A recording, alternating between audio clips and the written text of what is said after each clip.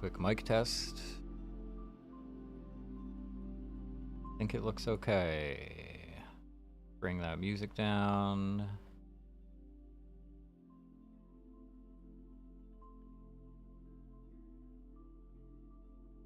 Okay, let's get started. A little bit early today, but I think that's all right. How's it going? How are folks doing? Welcome to the stream. Today, the loose theme, it's always a loose theme here, if there's a theme at all, is DreamWorks. I know. I just made a video about DreamWorks not so long ago, and I can't let go quite yet. I think there's a lot more to say, and more specifically, I am interested in hearing from other people about how they feel about sort of the current state of DreamWorks, some of their recent projects, and just have a chat about it. But as always, we just talk about anything here. So it's gonna be loose, it's gonna be relaxing, easy time today. No stress, just coffee. Sounds like a sign you would get to put up in your house somewhere. Let's see, what else? Do I have some small talk to open up with today? New background, I got a bookshelf. I was getting tired of the big giant book stack behind me all the time, and of course it wasn't just behind me in like videos and things, but also in work calls and stuff like that, which I do a lot of these days. So I wanted to change. I actually wanted a bookcase big enough for all my books. This is not it. This is not a large enough bookcase for all of the books, but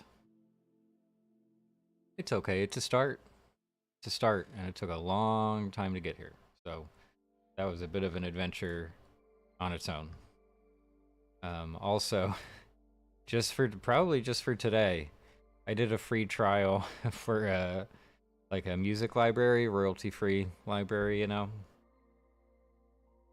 And it's very expensive. I think it's something like $18 a month, which is crazy. But even if you cancel, whatever you publish with their music when you still have the subscription is fine. So I figured I would try out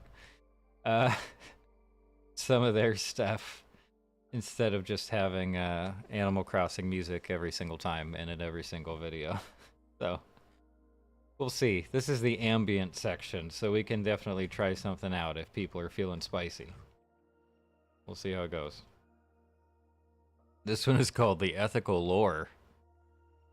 The Ethical Lore. My goodness, what a title. Basic Geek is back. Welcome back. Thank you so much for joining us for the stream. Geek says, as someone who is college level understanding of history, even though I'm still in high school, I liked Oppenheimer. Pretty accurate. I see. Fair enough. I think that's generally par for the course for Christopher Nolan movies, and that's not to say that like it's not unimpressive that his movies really, you know, achieve a great deal of accuracy given whatever the subject is. I guess the other big one to point to would be Interstellar. That's not a great title. I always forget that one. But that was another one where in the run up to the movie, of course, so much of the press junket was focusing on this is like they talk to real astronomers and space people to learn about what could we do as accurate depictions of X, Y, and Z. And so yeah, so I'm not surprised. It is a credit to the movie, of course, to be historically accurate, especially when it gets into the trials and everything. Like, yeah, of course. Like, I think that's the best move possible.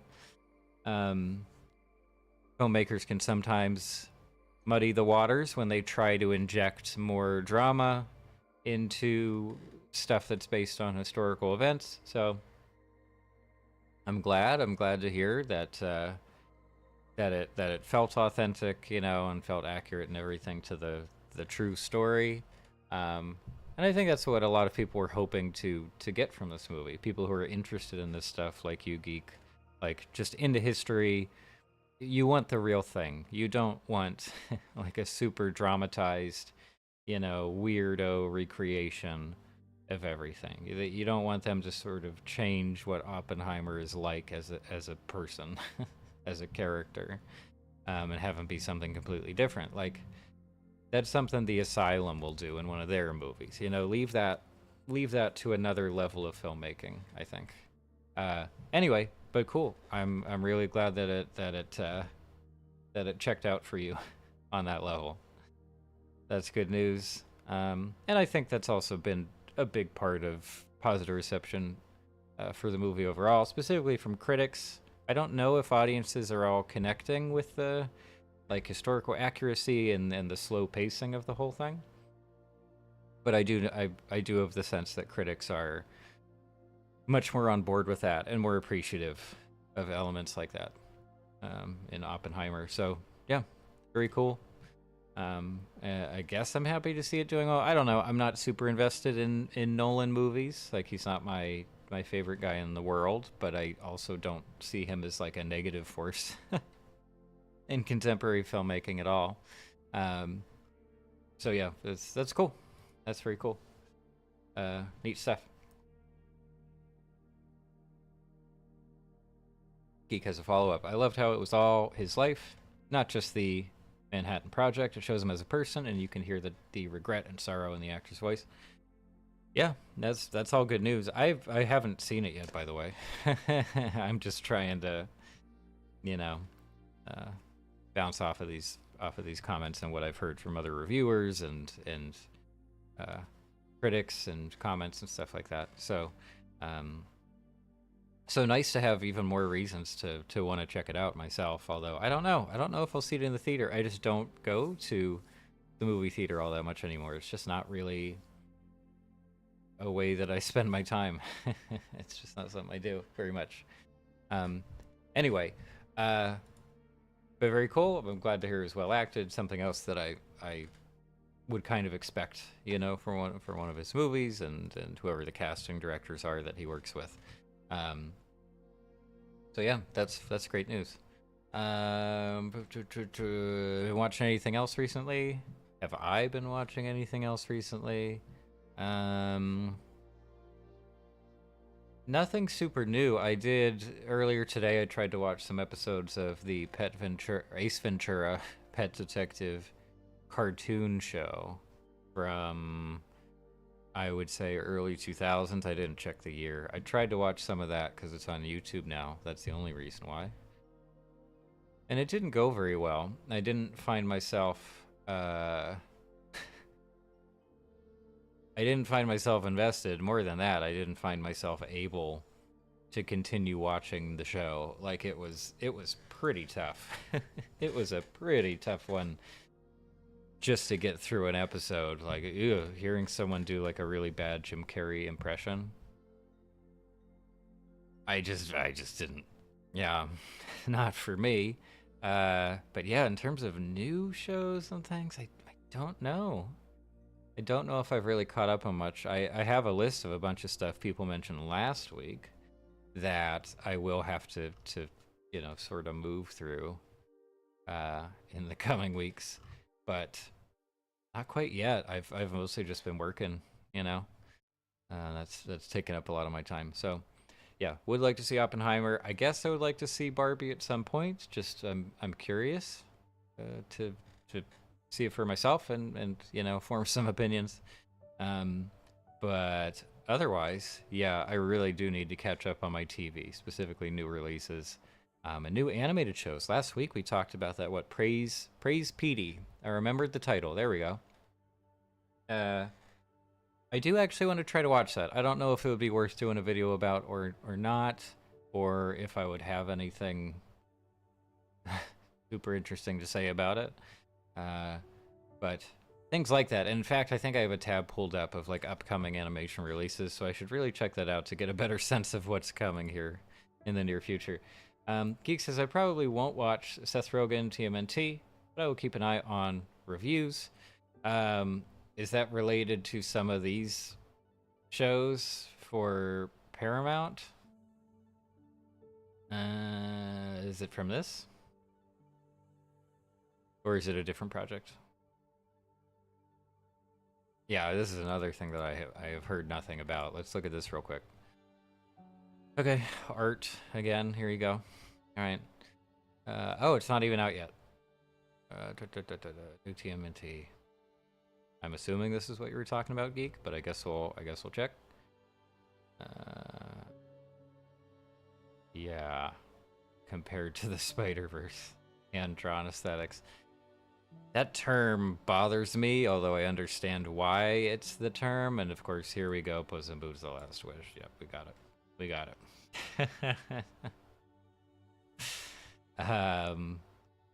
Okay. All right. Well, this is another one that I wasn't even aware of yet. So I'll see. I don't know. I think I agree with you, Geek. Like, I don't know if I would go out of my way to watch it in the theater, unless the animation is like really stunning. I've just never been a big Ninja Turtles guy. I just never really connected with it, I guess. Maybe as like a young kid, I watched one of the shows. That's about it. I think I connected more with pizza than with the Ninja Turtles themselves and all of their wacky friends. So we'll see. But I guess I'm glad to hear that we have yet another installment, yet another big feature film release that is saying, here you go.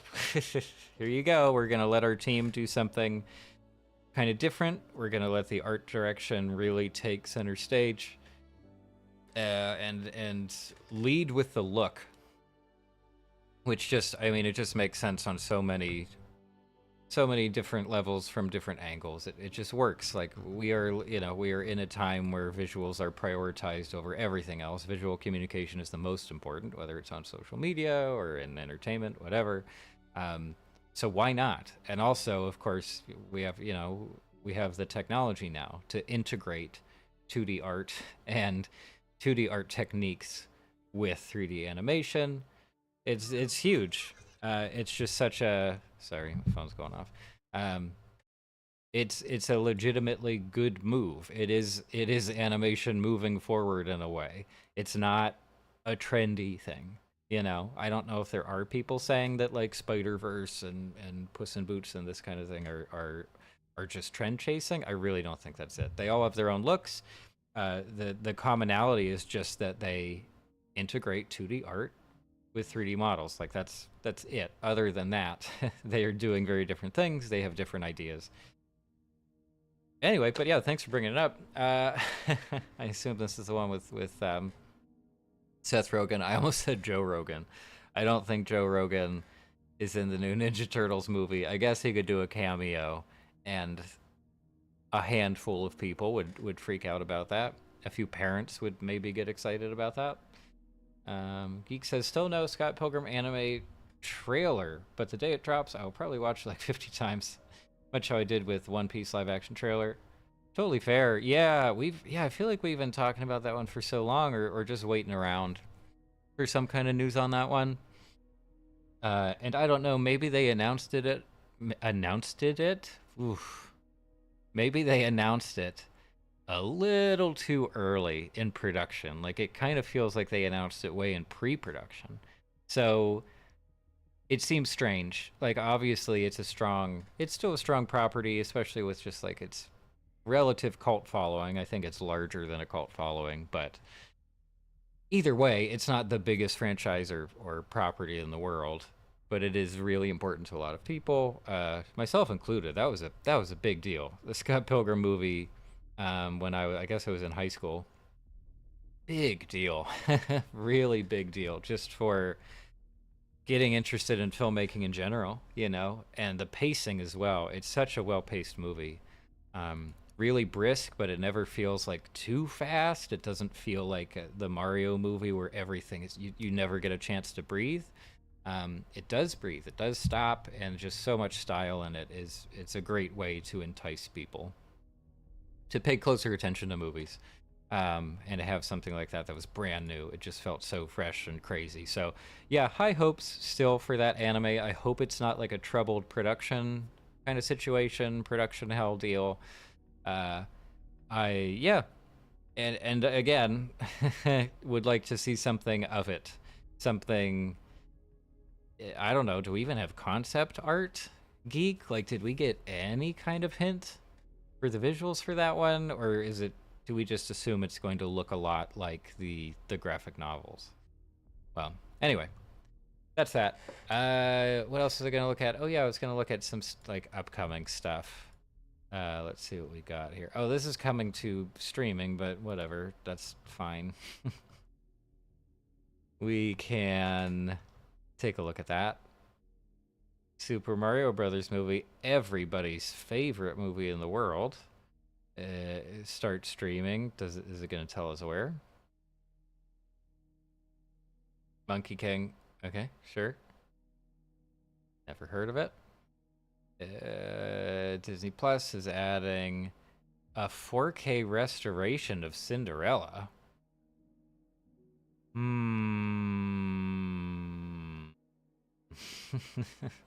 Okay. My Hero Academia, Archer, final season. Okay, I thought so. I just, at some point I heard, yeah, final season of Archer is coming up. Latest original animated series, Strange Planet. Oh, I assume not related to whatever the Disney movie was called. And, oh, there's an Adventure Time spinoff. Okay. Oh, this is all Comic-Con news. Okay, well, I guess that makes sense. That's definitely the kind of thing you would announce at Comic-Con. Trailer August 31 release date for Fiona and Cake. More adult spin-off. I mean, I feel like Adventure Time was kind of already there in terms of having a lot for adult audiences. With the help of the former Ice King, Simon Petrikov, embark on a multiverse hopping... Oh, God, multiverses. Embark on a multiverse hopping adventure and journey of self-discovery. All the while, a powerful new antagonist determined to track them down and erase them from existence lurks in the shadows. Okay, we talked last week about Rick and Morty, the anime.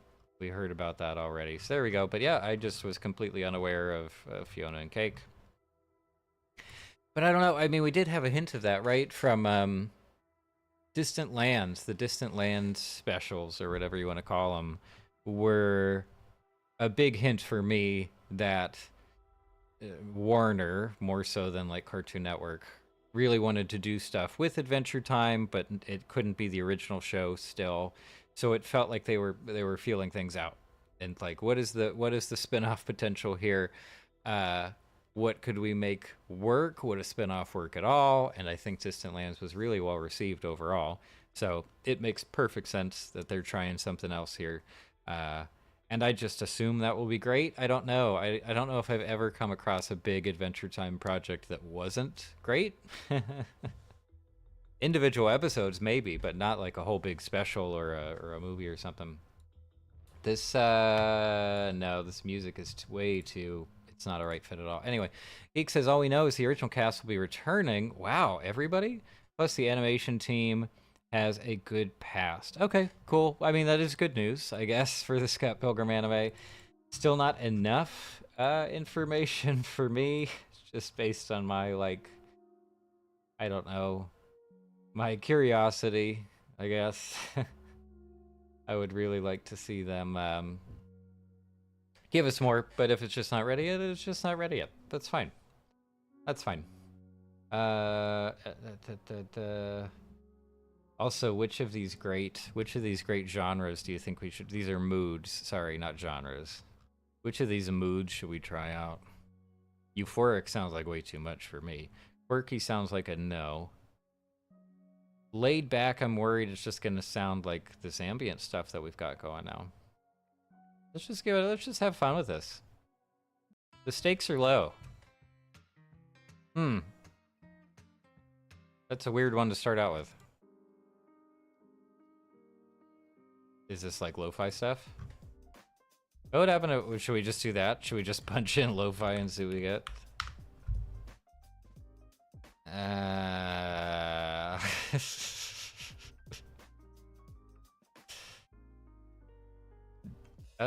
Okay. Well, let's try. Let's try some of this stuff.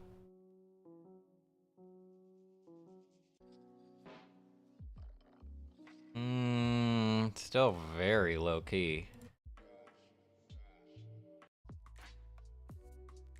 We'll go with it for now. We need to cover more ground. We got so much to talk about. Because I can't make videos about all this stuff. I just have to touch on stuff and move on. Okay, Fiona and Cake. Yes, I'm sure it'll be cool. Great. Here's a rundown of stuff that is coming to streaming services in August, I suppose. What? Like, I guess it's just trades, because a lot of these have been on streaming for a long time. Yes, like, yeah, Sausage Party. Oh my gosh, remember the controversy around Sausage Party? I think it was that they just didn't treat their animators very well. Either just in terms of pay, or I think there might have been a lot of crunch. And that's something I would be very interested to learn about in general, is whether or not crunch culture stuff is common in professional animation, because I don't work in animation. And I also don't think that I definitely don't have a high enough profile on the internet to be like, hey, animation people, reach out to me. I would probably have to go through some back channels and just be like friends of friends, you know, people who happen to be in the industry, and try to get some info. But I have a feeling that there's a high possibility that some animators are crunching at certain studios and we just don't hear about it because of either NDAs or just the idea of being like kind of blacklisted from the industry. Maybe not. Maybe everyone's treated really well and the guilds and the unions are doing their jobs, but I'm just sort of perpetually worried that working in animation either in the US or Korea is actually very bad. I don't know for sure, so I'm not gonna, make that claim. Anyway, Ugo, welcome back. It's good to see you. How you doing today? Ugo asks, did I watch any of the TMNT, 1987, 2003, 2012, or 2019? So, to the best of my knowledge, I watched a little bit of the 87 show, which I guess was the original show, right? When I was growing up. Just whatever channel it was on TV. I watched some of that, so not in order and not all of the episodes, but I did watch a lot of that one. And I watched one of the Netflix movies that was based on the Netflix show, and it was the 2D animated one with John Ralphio. Ben Schwartz is in it. Whatever that one is, I watched one of those movies, which was a bad idea because I didn't know it was connected to the show. So I was kind of lost. It's very much a continuation of events from the show. So there's that. Basic Geek says, wait, the Monkey King, Sun Wukong thing coming to Netflix. I like that as a huge mythology nerd. Okay, cool. Can you tell me more about the mythology behind that character or story? Because I don't know anything about it. I actually had a really anemic mythology education growing up. I could have done my own research, but like in school, I guess I just missed the days when we talked about Roman and Greek mythology. So everybody else loved that stuff, and I was like, I don't know who you're talking about. I have never learned about these guys. Ugo also said, I heard a lot of crunch for the Spider-Man movie. Really? Do you have a source on that, Ugo? Just so I can look at it. Maybe I'm just not doing enough research there, but yeah, if you have a source for that maybe you can share in chat, I think YouTube would be okay with that. We'll see. I would be very interested to hear more about that. Yeah, I have this sneaking suspicion that it's kind of common or more common than we think, but it's really only in the video game industry that we do hear a lot about crunch culture and stuff, and that it's been a bigger issue because of the press surrounding it. So we'll see. We'll see, but I hope that in most cases animators and animation teams are treated better. Okay, is anyone else worried about the Cinderella 4K version? because wasn't there there was a controversy a while back, I think, that one of the HD remasters of Cinderella, I think for Disney Plus, was like ruined. Like I don't know if they were automating the remaster or what, but there were times where they actually erased line work in the from the original for this in the process of creating the upres version. Let me look. Let me look for that.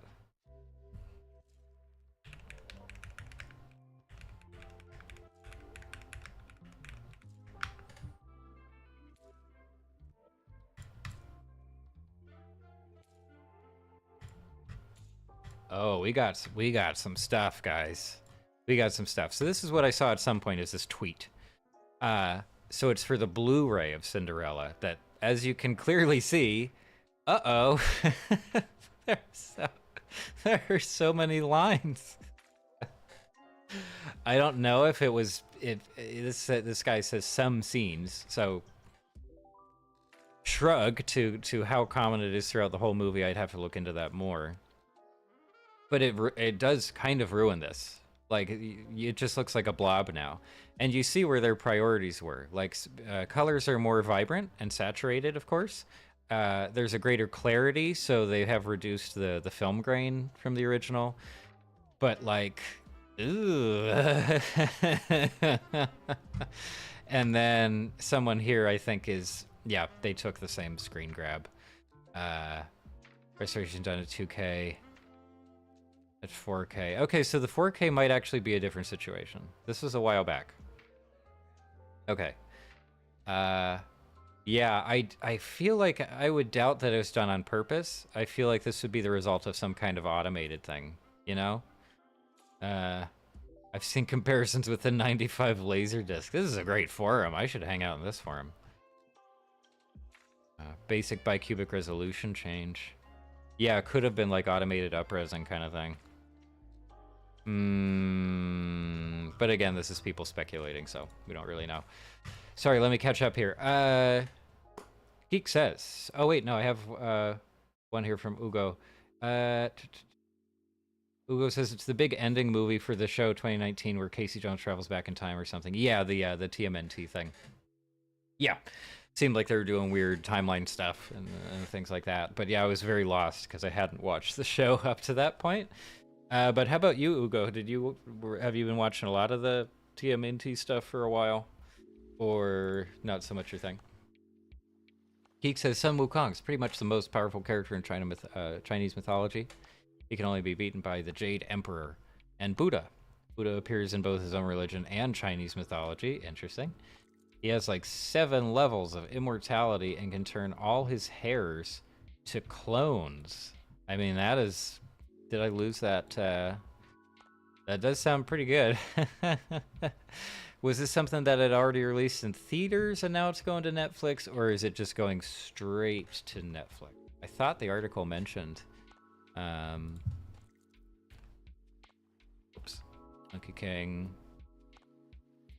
Big Hollywood features. And we'll bow its new original. Okay, so it's Netflix original. Okay, cool. I don't think I can watch the trailer without getting in trouble, though, so I'll avoid that.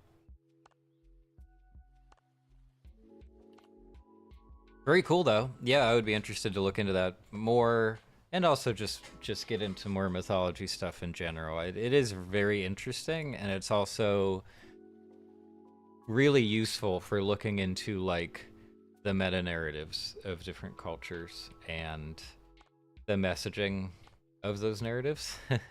So yeah, that sounds neat. I'll take a look probably when that releases. What day did that say it was? August 18th. Okay, so we have a couple weeks. We have a little bit of time before that one. Cool. All right. Ugo says 4 sources who worked on Spider-Man Across the Spider-Verse say animators were hired in 2021, but had to wait 3 to 6 months while the movie was in its layout stage. This caused a time crunch that meant many animators had to work 11 hours a day, 7 days a week. Yeah, once you get into...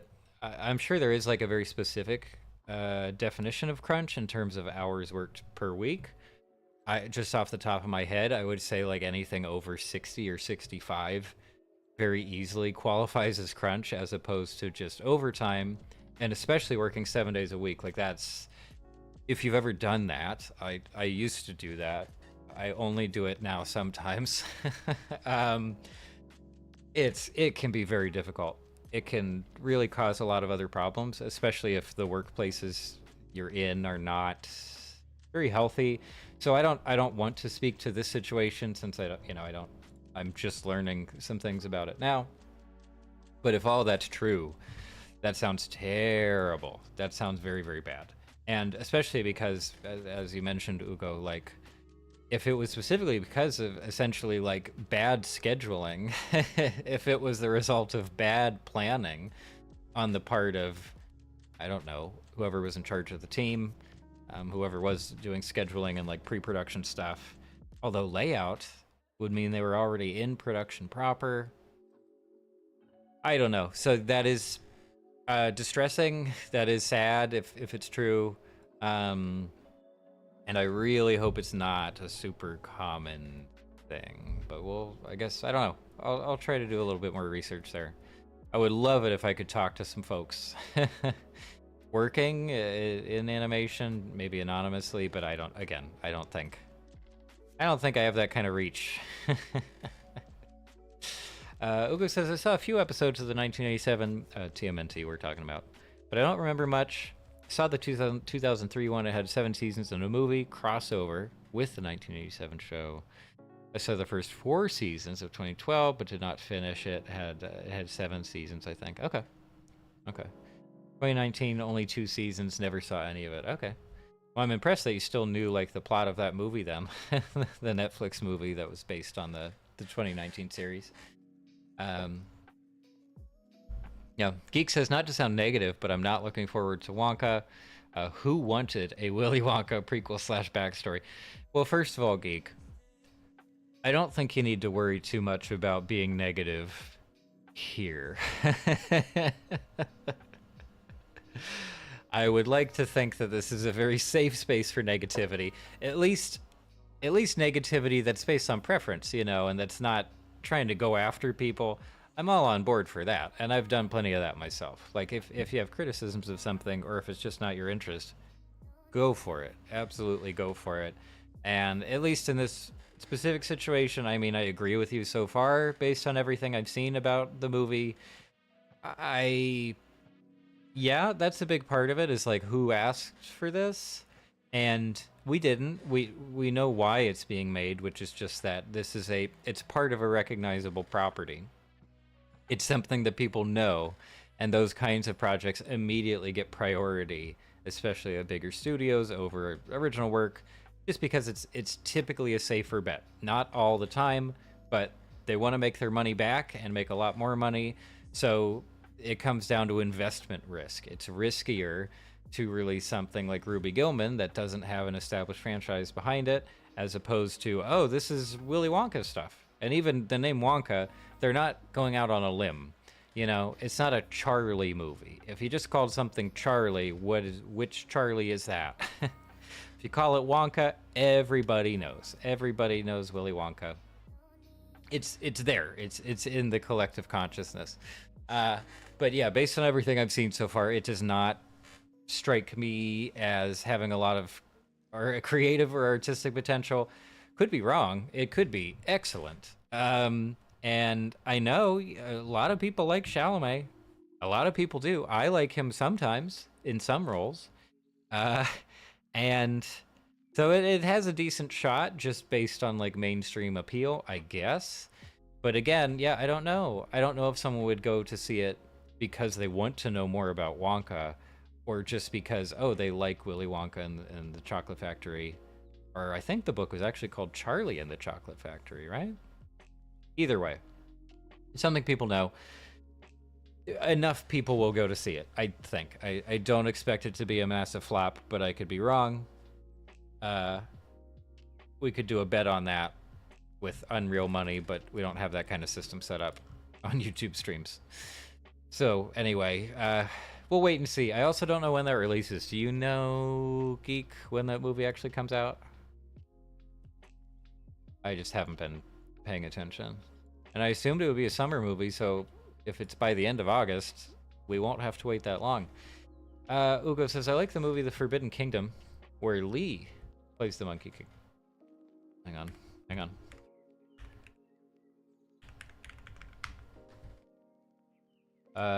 2008?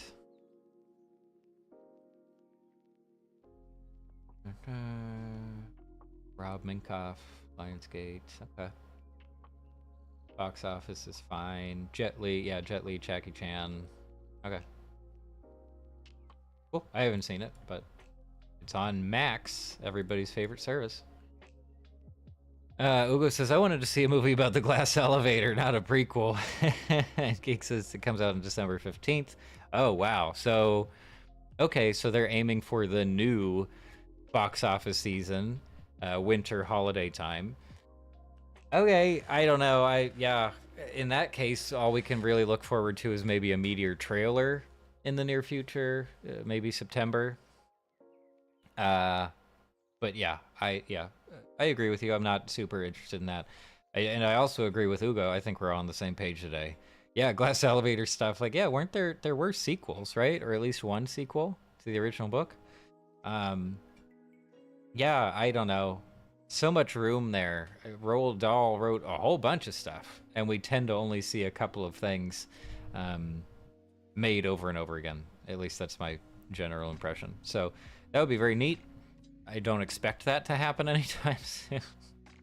But that would be cool. Yeah, do some world building. Give us, expand it as opposed to, well, no, I mean, a backstory is an expansion. But then again, we got a Wonka backstory in the Tim Burton movie, right?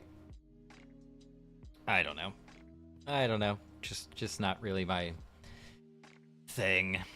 Geek says, doesn't really seem like a Christmas time movie. Yeah, certainly not in spirit, and it's definitely not a holiday movie specifically. But that release window, December, and especially in the run-up to holiday break, has been for years, at least since like, oh no, is it Force Awakens? Was that the first movie of the Star Wars sequel trilogy? Since around that time, maybe even a little bit earlier, that has been the new time where a lot of the big giant blockbusters try to cram in and try to make a bunch of money, as opposed to over the summer season, which is how it was for decades beforehand. So that's just why they're targeting that time frame more recently. That's all. That's why. And in case anybody was wondering, the Super Mario Brothers movie is coming to Peacock, everybody's favorite streaming service. I definitely have a Peacock subscription. And Shark Tale. We were worried about that. Oh boy, actually, does this lead into our DreamWorks talk? I'll do a little bit of DreamWorks talk. Geek says they won't turn the other Oz books to movies, but they turned one book, The Hobbit, into 3 movies. Yeah, funny comparison. I mean, I do think there have been some really old and obscure movies that were based on the Oz sequels or the other books in the Wizard of Oz series, but not on a big scale.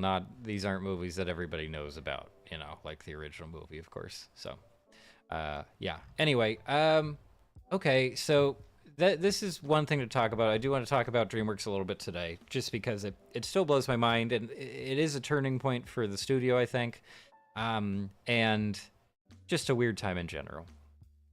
And a lot of people have been trying to, well, first of all, I wanted to mention that it does seem like DreamWorks doesn't necessarily have like a steady home in terms of streaming, because like here, wow, we are loading up Peacock for whatever reason, with a ton of these DreamWorks movies, some of them well-loved, others not so much. But at least in the recent past, I've seen so much DreamWorks stuff on Netflix, and that includes some DreamWorks movies as well as the DreamWorks TV shows like She-Ra and Kipo, which might have also been Netflix original shows in terms of branding and distribution. So that's one strange thing, is that because DreamWorks, as far as I know, doesn't have strong direct ties to a specific giant media entity, unlike Disney and Pixar, unlike um, studios that exclusively work with Netflix or Cartoon Network has to be with Warner Discovery all the time. They don't have that, as far as I know. So they're kind of floating around, which is I don't feel that necessarily helps their case and helps. They don't have a home base for streaming, and that seems detrimental overall, I feel like. Or you could see it as a potential benefit to getting it out there. If people aren't changing their streaming services all the time, if DreamWorks stuff suddenly shows up on one of the ones that you have, awesome. Now new people potentially are getting exposed to that work, especially younger people might be watching some of those shows and movies for the first time. So that's one thing. We also got some money numbers here. Ugo says the Oz book has a boy that wants to save the princess, but then finds out that he was the princess. There you go. Talk about forward looking. I read some of them. I definitely read the original Wizard of Oz at some point, and then later on, I don't know how much later on, I read at least one of the sequels, and I actually kind of like those. I think they're actually pretty neat books. But yeah, there's just been so little interest in mining that, and who knows, maybe some of that stuff is like public domain by now, just because it's so old. But I don't know. There are times when public domain stuff gets snatched up by some company because it's profitable enough. Yeah, numbers. I thought we may as well look up some of the box office stuff for basically every DreamWorks movie here on Box Office Mojo, which, by the way, does not include Ruby Gillman yet for whatever reason. I don't know, maybe it's under a different studio name or something, but Puss in Boots: The Last Wish is here. And by the way, it's more or less, well, not middle of the pack.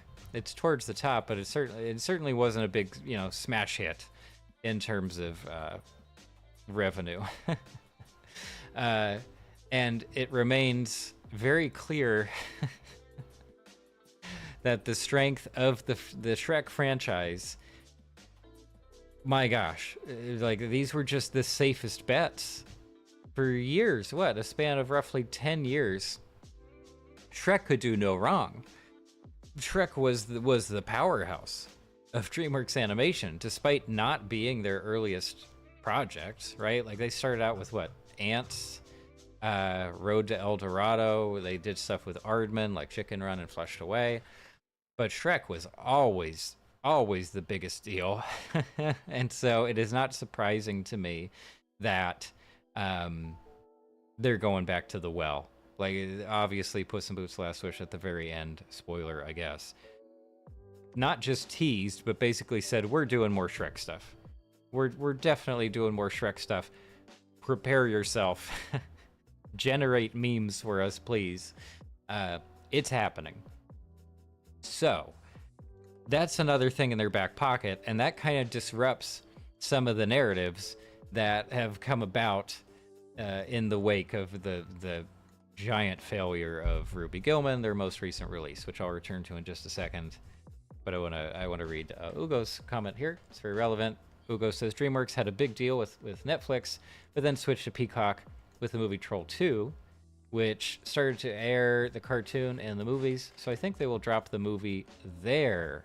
Interesting. I mean, I'm very impressed, for one thing, that you've been following like where their distribution deals have been for streaming. That's great information. But yeah, so narratives are the big thing. I'll get to it. Geek says, I love the Napoleon movie tagline. He came from nothing, he conquered everything. I might watch it over Thanksgiving break when it comes out. Yeah, why not? Yeah, well, especially if you're big into history stuff, I'm sure it'll be neat. I don't know who's involved in that project, so, I won't make any predictions as to the quality or box office or anything.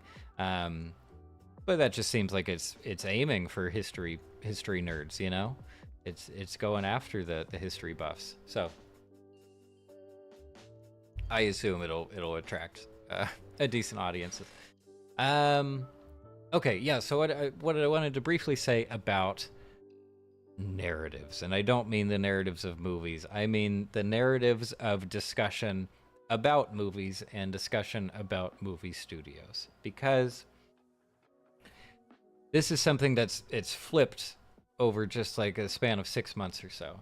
Is that when Puss in Boots: The Last Wish came out, you had a bunch of people building the artistic and creative success of that movie, the critical success of that movie, into a narrative of, oh, this is DreamWorks now. Like, this is them saying, here's what we want to do. Here is how we will move forward with new productions and stuff.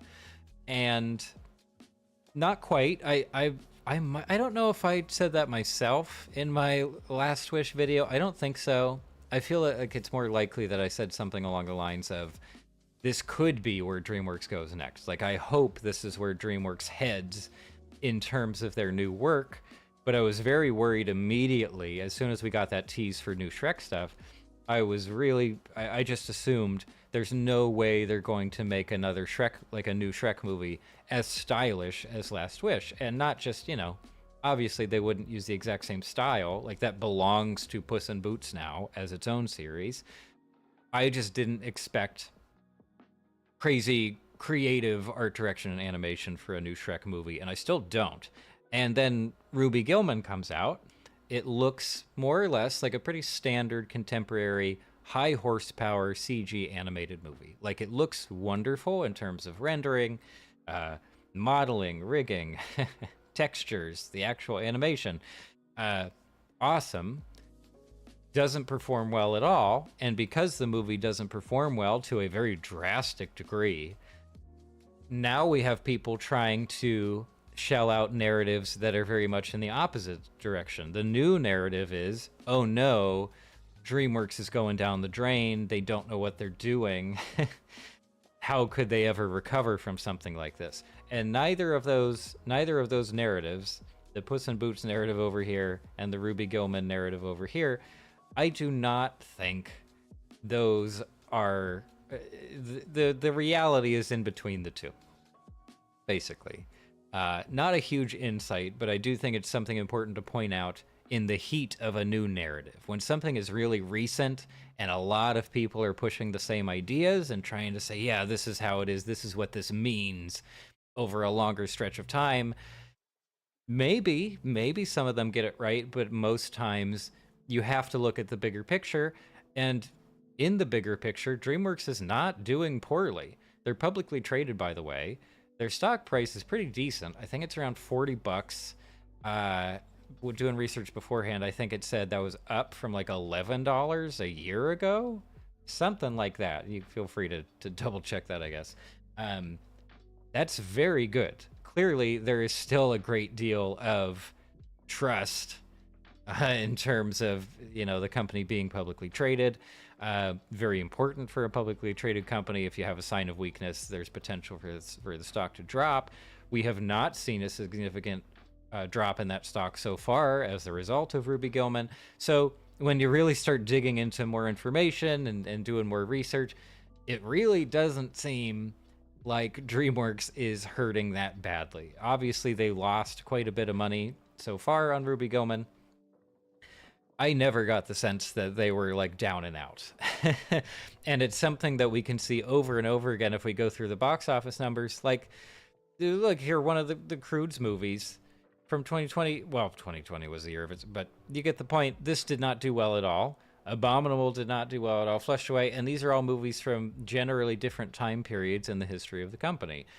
It's all over the place. If we had like a really clear progression from, oh, they used to be super successful and their box office numbers were here, and now everything they release is way at the bottom of the list, okay, now we actually have a basis for saying that things are not going so well and that they're likely to continue not going so well. But that's just not how it is. That is just not what we're seeing. So I'm not terribly concerned. I do think that there's a lot of value to the positive response to The Last Wish. And again, with this new TMNT movie going in a similar direction in terms of integrating 2D art with 3D animation, like, people want this. People want this, clearly. You can have a lot of financial success by doing this stuff, as well as a lot of critical success and potential awards and prestige by having really creative art direction. yeah, it would be great if they went that way with every single new movie. I just don't think it's very practical.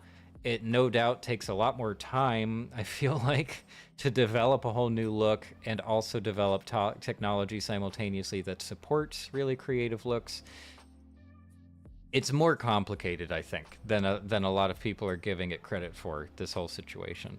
And while I wouldn't say that DreamWorks is in like the best position of their history, there are some issues and like there are some dings to their public image right now. I don't think it's in need of desperate saving.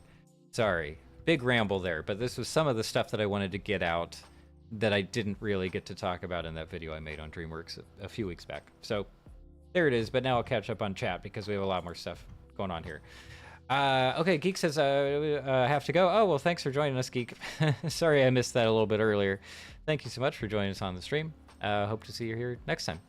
And Ugo says, Waterloo 1970s movie with the largest battle. Oh, we're talking about Napoleon stuff. With the most extras, and there's cavalry charge that looks great. They will never do something like that again. I mean, yeah, in terms of like big epic movies with a million extras, yes, I agree. I mean, you could, I suppose, in terms of budgeting, and it would be a big part of the marketing push of like, we didn't want CG crowds. We wanted real people like the old days, like the 10 Commandments or something. So yeah, I agree. In almost every case, whoever's in charge of the project would just say, yeah, we'll do CG.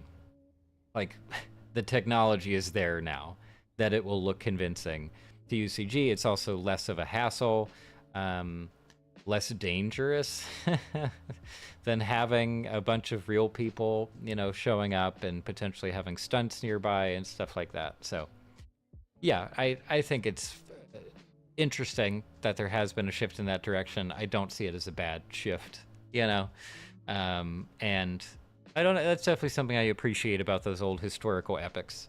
Just the idea of like, yeah, look at the scale. They really wanted to show off the scale of sets, number of extras, all that kind of thing. So, yeah, it's a charming aspect of a lot of those movies, and just impressive in terms of like logistics and execution. Like, that's hard to do. It's really hard to manage that many people and direct that many people.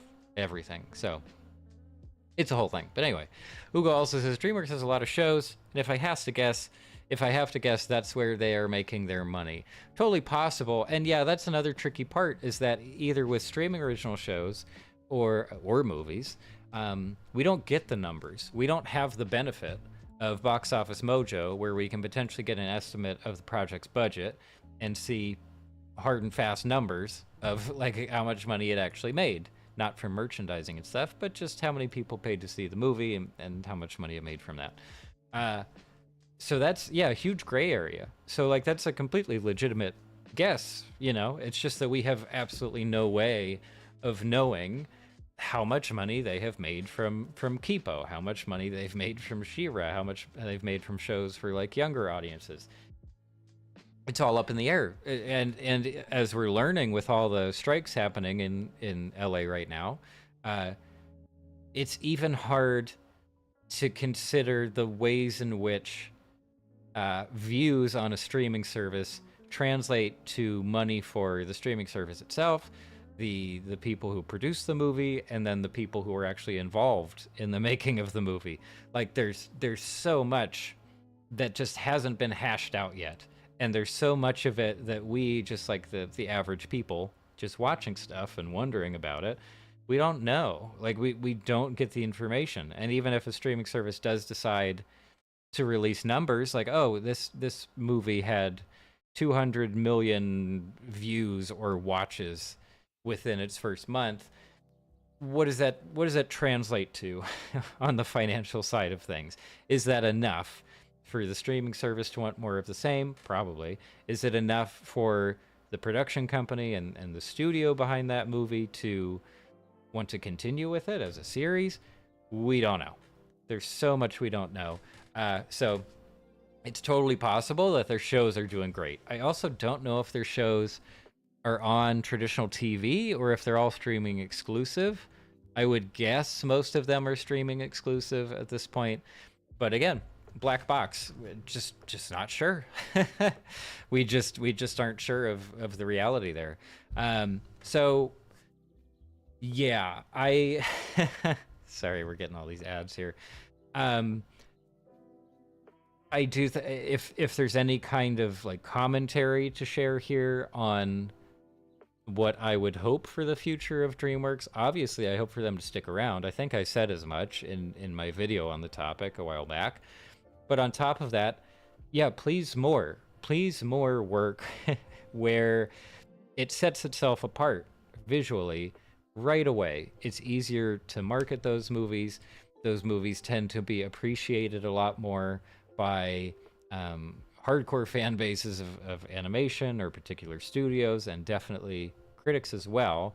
It's not the only important thing. Like, if you just have killer visuals, that doesn't make the movie. Obviously, the other aspects are still very important. But that's the move right now. And this also goes back to something that I said about Disney and Pixar a long time ago. It's just that I don't see them doing that yet.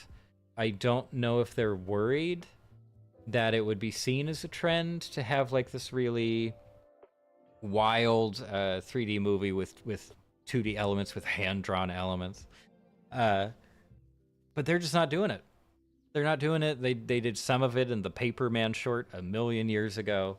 Kind of helped pave the way, and they're absolutely capable of doing it with their resources and technology and talent. They're not. They're choosing not to, and it seems weird. It feels weird when, to set them side by side. Like, here's the new Pixar movie, here's the new Disney movie, and then, over here is Spider-Verse, new TMNT, Puss in Boots.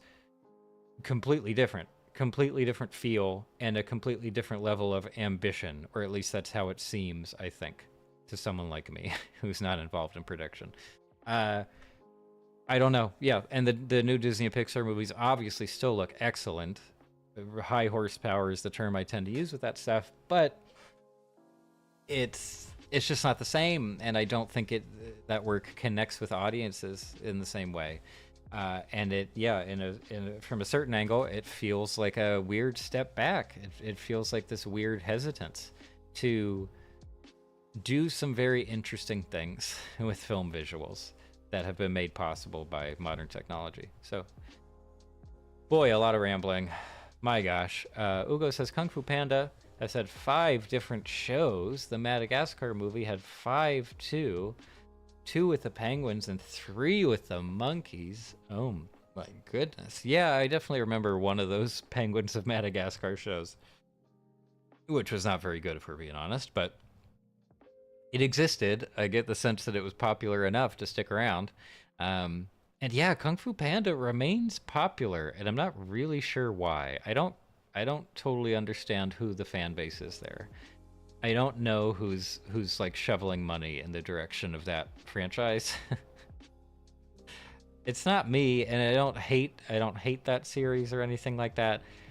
Just not for me. And yeah, I don't know. Has there been an announcement of a new one and like a new feature? It's in the logo. I know that much. It's in the most recent DreamWorks logo.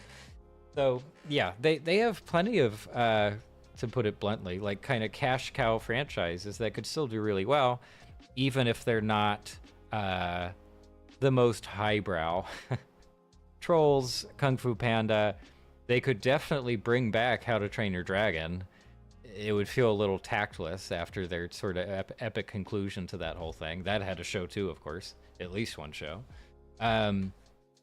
I don't know. They have a lot of options. They have a lot of ways to go. It does not feel like they're out of ideas. It doesn't feel like they're lacking in talent in any way. So they're very well situated. And yeah, I'm a little bit confused by people who seem to be coming at this whole thing from the angle of, oh, one movie performed really badly, and also they do Trolls, therefore it's a bad studio. And even the Trolls movies, I think, need a little bit more love, at least for the technical side of things and the actual animation. I wouldn't call them great movies, but they're fun to look at, which is what most small children care about with animated movies, I think.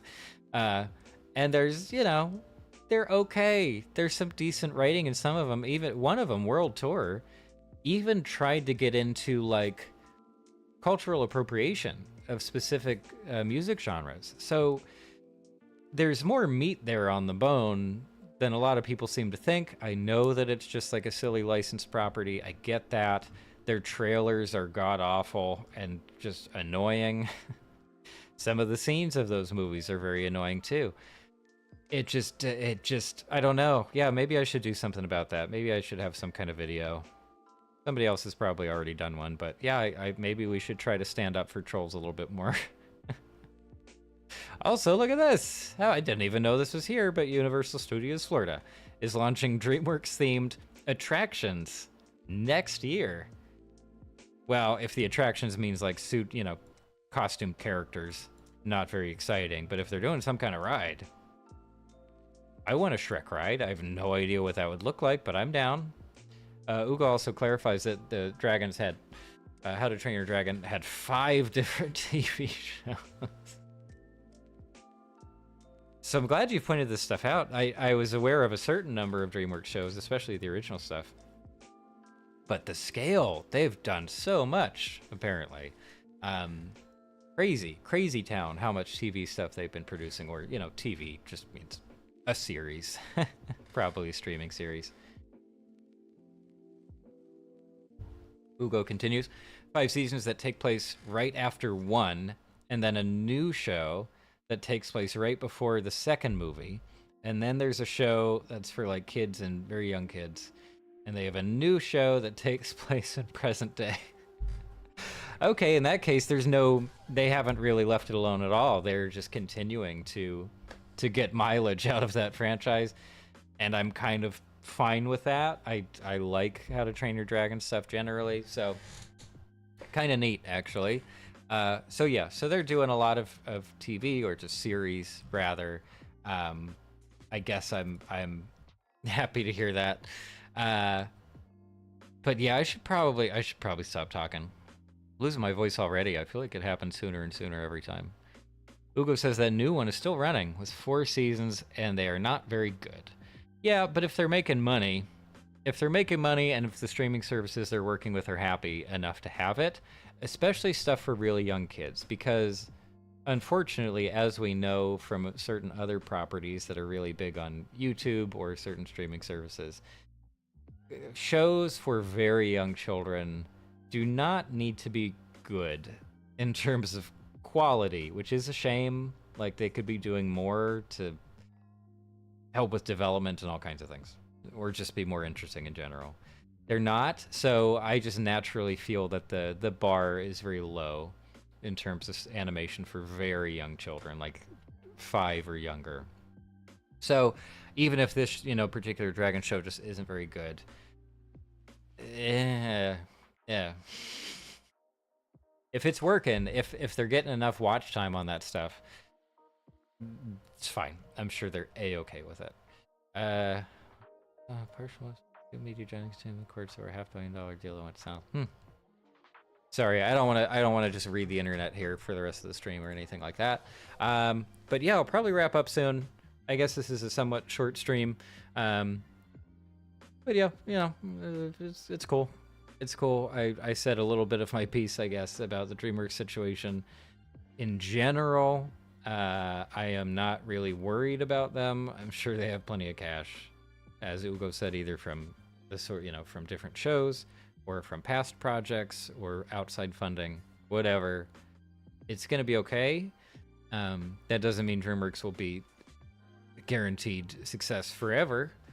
They could make a ton of mistakes and tank things completely. I don't get that sense from either their leadership or whoever's leading creative work on specific projects. Like there are a lot of people, a lot of great people working at DreamWorks, obviously. So yeah, I don't know. It just bugs me recently when I've seen stuff online, people talking very casually about whether DreamWorks is shot if they're just heading down the toilet, and I don't think that's the case. Anyway, yeah, I'll probably hang up my hat there and move on. But who knows? I hope to have another video soon. I really just, I don't know. I want to have these consistent weekly streams just to keep the channel here and to let people know that I'm still around and I'm still happy to talk to folks about things. And I love streaming still for whatever reason. So, so yeah, so I'll be back with another stream next week. I don't really know what sort of the theme is going to be yet, or if there really needs to be one. But I guess that's all. So yeah, as usual, thank you to everybody who showed up live for the stream, especially people active in chat. That's a huge help for just keeping me motivated to do streams. I really appreciate it. And otherwise, thank you to anybody watching the archive version of the stream later on. Also great, very supportive of the channel, and YouTube loves when people watch my streams. They get more watch time than any videos I've ever made. So they're cool with it too. But yeah, guess that's it for now. Hope everyone has a great rest of their day and a great rest of their week. And I'll talk to you later.